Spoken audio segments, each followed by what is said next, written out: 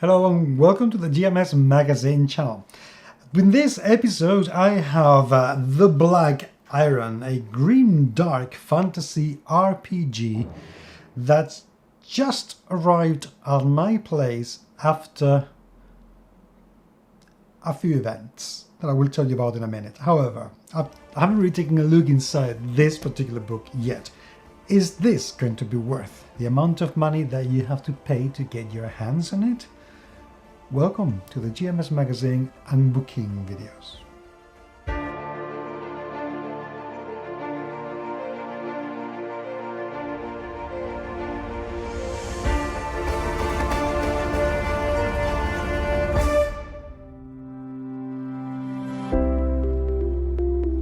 The reason why I was saying a few events is because somebody contacted me, I think it was in August, September perhaps, to give me a review copy of this book. The book was ordered because it was printed through drive-thrurpg. Nothing happened for weeks and weeks and weeks. We waited for quite some while, and then another book was ordered, hopefully, so it will get to me, because they had already started with all the shipping messes and all the delays because of shipping costs and so on and so forth through COVID and what have you. And nothing arrived. And nothing arrived, and I felt really bad. I didn't want the person to order a third book for me, so I ordered a book so I could actually get it and review it, because I felt, come on, I should do my part as well. Now, this book has arrived. I don't know if it is the first book that was ordered, the second book that was ordered, or the book I ordered. I don't know. I don't know. I may end up with 3 copies of this book. I have no idea. If I do, I will give them away. But until now, until that time comes, let's take a look at it. Okay, it's a grim dark fantasy RPG. Fine, the cover does that perfectly. As in, perfectly. That works very well. Now, I hasten to add as well, this is the full RPG. There is another version that was crowdfunded in Kickstarter a while ago and is for 5e. This is the whole thing, because if I look back in the cover, it tells me that I have all the rules I need and everything I need to play this game. Now, if I look back at the cover as well, I have to say it's a bit Spartan. I wish I could see something else, just as here. I need to see what the title of the book is. This is a big mistake, because there is plenty of space in here to have the name of the book, but if I put that back in my shelf, I will have no way of knowing what book I'm looking at without actually taking it out. There is no mention of the author either. There is a lot of space in here. I feel that it is a wasted opportunity to tell a little bit more about the game. Give me another illustration, tell me something else that will entice me to get this book if I happen to see it at the store or a convention. So this needs a little bit of TLC. Okay. Once we go in, this is a POD, it's a print on demand, so I'm expecting just good enough quality for print on demand, not as good at offset, but good enough because drive-thru's been doing very well recently. The paper is thick enough. I do like it. I have to say, it's not a shiny paper, but that's absolutely fine. This has been written by Jay Lazard and additional writing by Richard August. Hi, Richard. And then there's plenty of artwork inside. There's a few maps, so okay. This seems like a lot of people have been involved in this, which is pretty good. So the contents, let's take a look at the table of contents. Not bad. I see one thing I don't like, and it's this here, example of play, because it's there floating. I don't like that at all. This could have come a little bit higher. You could have brought this a little bit higher, bring this line down here. The creating a character will be all, tidier, a lot tidier, and I like tidy layouts. So but okay, we have Step into the Dark, the book, the world, the place, the GM, the rules. Okay, fine. The End of Us All 14. I don't know whether 14 is there for, but The End of Us All. Oh, page 14, I beg your pardon. This is page 14 and that should be here. I don't Another little... Okay, the beginning, the Blood Lords, I don't know what that means. That's fine. The luck of the dice, so I'm guessing that's going to be the rules. Creating a character, rolls, weapons and gear, that's fine. Gits and cults, explore and survive. Dear King. We have School of Necromancy, Pyromancy and Sorcery. Okay, that sounds right. GM's guidance, threats. Okay, so what I can see here is that there is a lot of information in this book, and that is quite okay, despite the layout. Mistakes in here. It seems like they have thought about what kind of content this is going to be needed. Wow, that's nice. Very cool illustration. This is very, very cool. Good start. 2 columns layout. That's alright. Good separation between paragraphs. I appreciate that very, very much. The slightly beige color of the page doesn't bother me. It doesn't, the contrast is still good enough that I can read without any kind of issues, which is very good. Oh, wow, now that is a very cool illustration. Very cool indeed.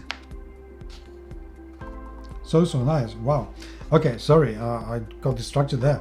So the GM, NPCs, the rules, so we're cutting page 9. That's pretty much it. Wow, okay, that sounds really good, like that. You see, this is one of the issues with POD. I don't know if you may be seeing it on camera, but down here you get some lines where the ink has not been evenly printed. That's an issue with printing black pages and big blocks of black with POD. It's something that they need to work on, and eventually technology will catch up, but that basically happens. Okay, this is looking all right.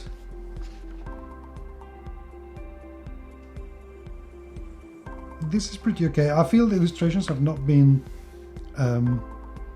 tailored for this kind of printing because there's very little contrast, and I bet you anything that if these had been offset printed it would be a lot more vibrant and it would have more detail in it. Okay, cartography, this has been created with the city generator, which is a very good use of that tool, I have to say. I like it, I like that very much. And overall, it doesn't look bad at all, actually. I'm liking this. I'm not seeing an awful lot of widow or orphan lines, which is nice. The illustration, the artwork is excellent, I have to say. Very good indeed. Okay, this is interesting. So quite a contrast between the previous map, even though it was generated with a free tool and this, but that is quite more atmospheric. I like it. Beautiful illustration again. I think I'm going to be saying that quite a lot as I dive through this. Oh, what's this?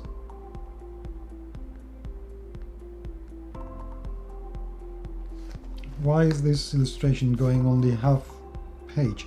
I know what you've done with putting it just halfway there, but I don't think I like it. You're breaking the illustration, you break the page.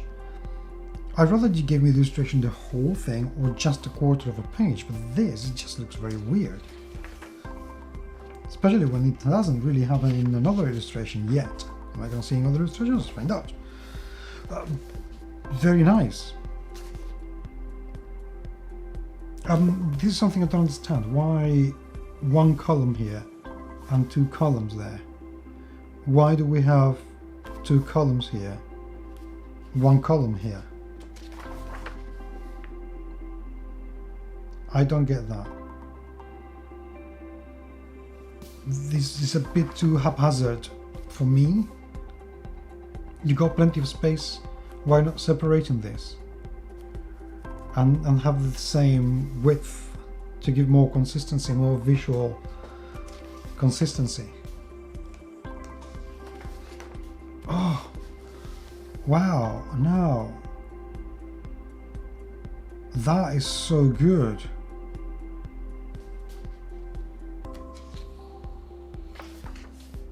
Oh, again, you've done the same thing, and you've broken this poor creature's arm in here.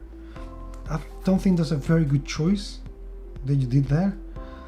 Also, take a look in here, and everything is perfectly separated. However, in this one, it has split a little bit, so it's too close. In fact, it's overflowing, which is a shame. And all these things, I understand that these are relatively minor things, but they are things that jar the vision, the view as you're reading through the books. They are details that one has to pay attention to, because otherwise it's not going to stop the gaming experience by any means, but it will impair a little bit the reading experience, especially with people with some, special needs like me. Again,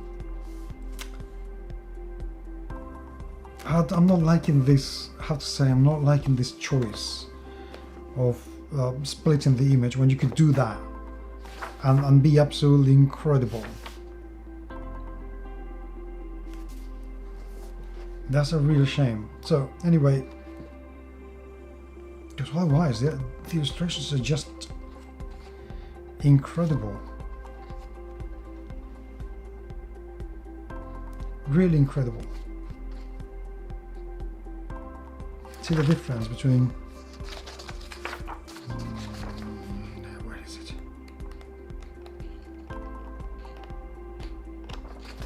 This illustration here and this. And you can see a lot more color, more vibrancy. There's a lot more detail. That's because this has been better optimized for this kind of printing. The binding is excellent, as you would expect and hope to have, which is good. Weapons and gear. Okay. Lots of tables with plenty of illustration, with plenty of detail. Not a lot of illustrations, alas. I'd like to see a few more. Okay, and now I'm interested in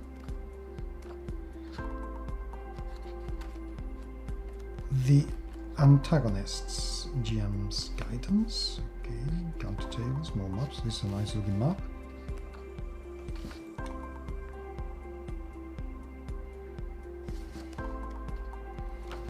Oh, this is so good. Oh, I wish it wasn't broken in the middle. Don't do these things to me, please. Okay, so threats and abominations. Wow, this is good. Ash nomads. Do you know I have a sword just like that in golden? I'm not kidding. I do. Let me show you. Okay, this sword was brought to me by my parents from somewhere in the Middle East. I think it was Jordan, once they visited in the 80s or perhaps early 90s. It doesn't have the engravings of the blade, but I think you can see the similarities between them. So anyway, I just thought that I'd like to show you that because I found that a nice little surprise. By the way, I have a lot of swords, so but they bring me. Oh, no, I'm okay. So anyway, it's a beautiful box as well. It came with me. These are relic. I have no idea if these has any worth other than the sentimental value that it has for me. But anyway, sorry, I just little factoid you probably didn't need to know, and yet here it is. Right, okay, so the Ash Nomads, they're here, fine, good for them. Bandits and villains. Nice corrupted beast, I like it. I like corrupted beasts. Bloodlord Knight. Looks a lot like Lord Soth. No. See these? I wish I could see a little bit more detail to it. But otherwise, wow, now that's a pet I wouldn't want to have. Excelente. See, I'm glad that they have pretty much each one of these creatures have their own illustration. I was worried that I wasn't going to see that, but this is so cool. Varying quality between the prints. Like here, it's a little bit blurry. It really hasn't been painted at the right resolution. It's been stretched a little bit, but other than that, and then we get a small adventure at the end.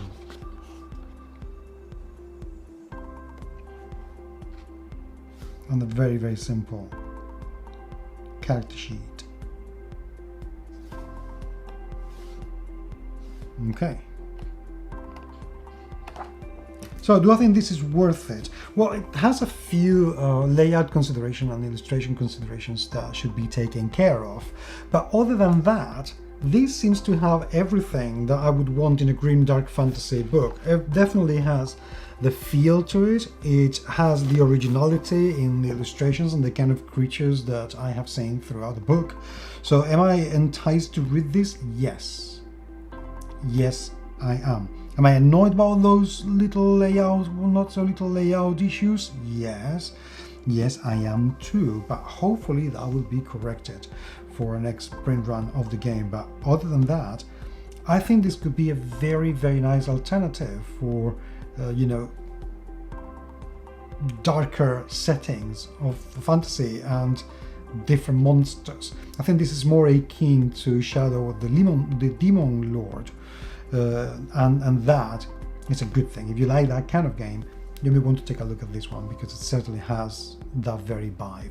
If you have already read this book, I'd love to hear what you have to say and give me your opinion about it up until the time comes when I get a chance to read it, which hopefully won't be too long. But thank you anyway for being there. It is truly appreciated. And until the next time, I hope you enjoy this, and I will talk to you very, very soon. Take care.